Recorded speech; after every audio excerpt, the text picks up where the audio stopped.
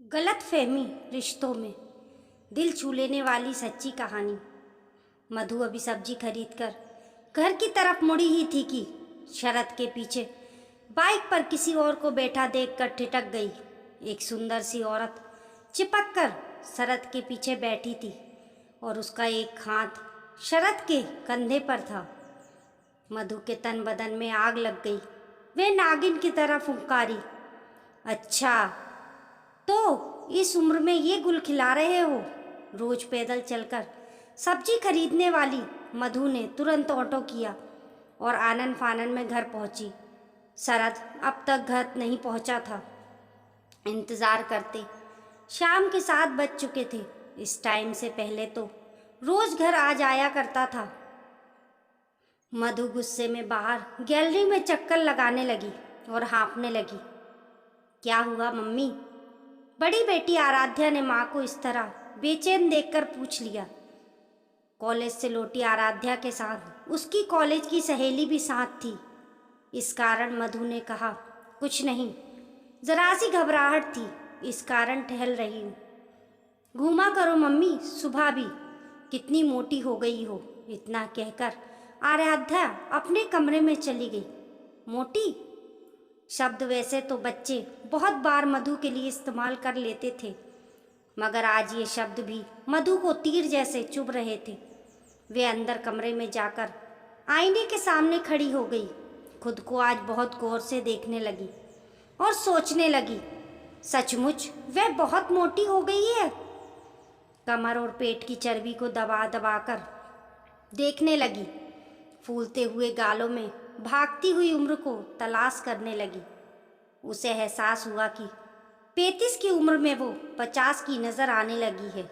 वे सोचने लगी, कितनी छरहरी थी जवानी में, मगर गृहस्थी और बच्चों को संभालते संभालते सारा सौंदर्य खो गया।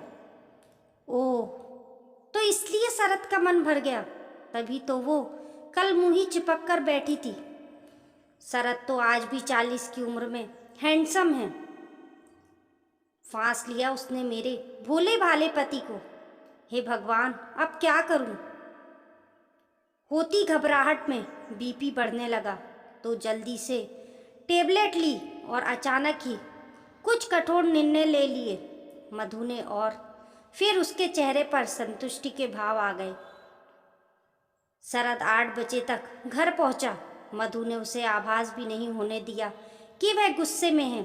अगले दिन से तो घर के सभी मेंबर आश्चर्य में ही पागल हो गए। मधु ने एक्सरसाइज शुरू कर दी थी। 7 बजे उठने वाली सुबह 4 बजे उठकर कपाल भाती, प्राणायाम, सूर्य नमस्कार और भी वे सभी योगासन और एक्सरसाइज जो रात भर नेट पर खोज की थी, सभी को बारी बारी से कर रही थी।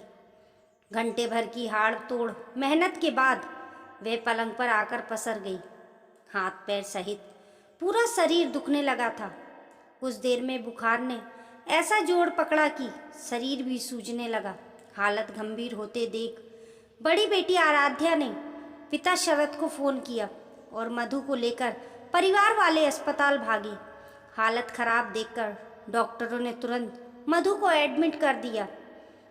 घर के बच्चे और बड़े सभी मधु को डांट रहे थे कि आखिर अचानक उसे इतनी एक्सरसाइज क्यों करनी थी।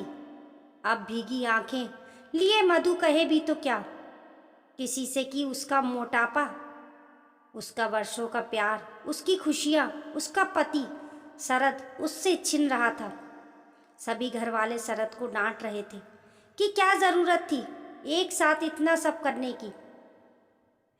बेचारी मधु अब कहे भी तो क्या कहे, कैसे कहे कि शरद बदल गया। उसका प्यार,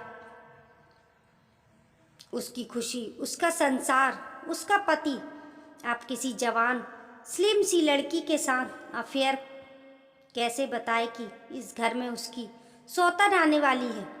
उसी से इस घर को बचाने के लिए वो खुद को स्लिम कर रही थी ताकि उसका पति परमेश्वर शरद उस चुड़ैल तो क्या किसी और की तरफ भी ना ताके।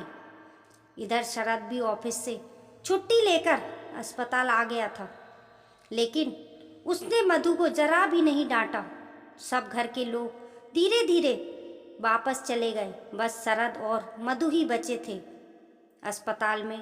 तब शरद ने पूछा, परेशान दिख रही हो, कल रात से ही क्या बात है?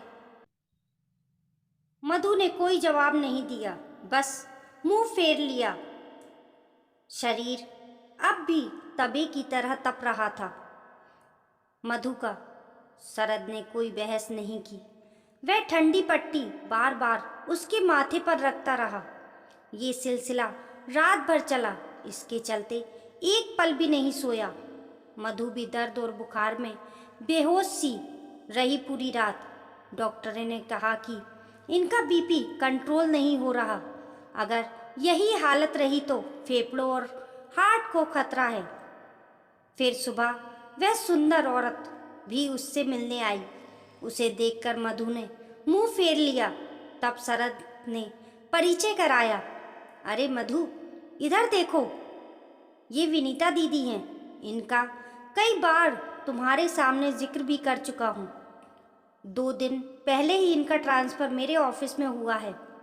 कल दीदी ने ज्वाइन किया, कल ही सामान भी शिफ्ट किया हमारे पास वाली कॉलोनी में।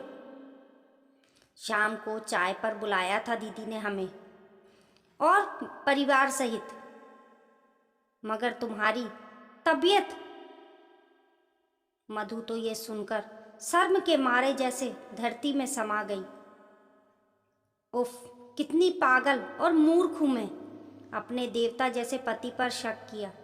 उसने नजर झुकाए हुए ही विनीता दीदी से नमस्कार किया। फिर चमत्कार हुआ। अगले 10 मिनट में उसका बीपी नॉर्मल हो गया, बुखार उतर गया। दवाइयाँ जो मिल गई थी, बस दर्द बचा था जो धीरे धीरे ठीक होने वाला था। शाम तक मधु को छुट्टी मिल गई। वे घर आकर बार बार तुलसी के पौधे और देवी देवताओं से माफ़ी मांगती रही। पगली कहीं की। दोस्तों, कहानी पसंद आने पर लाइक करें और अपने दोस्तों के साथ शेयर करें। हमारे YouTube परिवार का हिस्सा बनने के लिए चैनल को सब्सक्राइब करें। कमेंट बॉक्स में बताना ना भूलें आपको कहानी कैसी लगी। मिलते हैं फिर एक नई कहानी के साथ।